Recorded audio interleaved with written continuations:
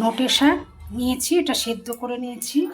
এখানে উচ্ছে কেটে নিয়েছি, আলু সরু সরু করে কেটে নিয়েছি। নোটে শাক উচ্ছে আলু দিয়ে চচ্চড়ি করবো। আলু আর উচ্ছে ভেজে নেব। কড়াইতে তেল গরম করতে দিয়েছি, উচ্ছেগুলো ছেড়ে দিলাম। উচ্ছে আলু ভেজে নিয়েছি, কড়াইতে তেল দিয়েছি, শুকনো লঙ্কা আর পাঁচফোড়ন ফোড়ন দিচ্ছি।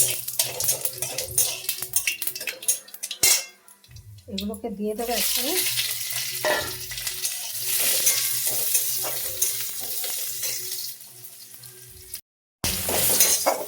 সামান্য হলুদ দিয়ে দিয়েছি।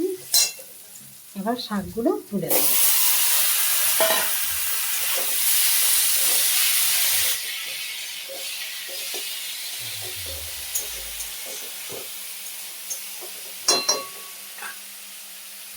আর সামান্য নুন দিয়ে দেবো। সব পাতে ভাজার সময় নুন দিয়েছি, ওই জন্য অল্প করে নুন দিয়ে দিচ্ছি।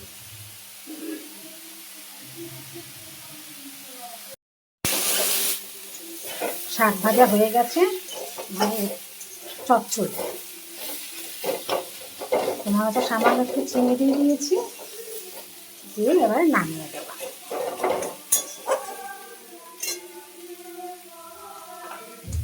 নোটে শাক উচ্ছে আলু দিয়ে চচ্চড়ি কমপ্লিট।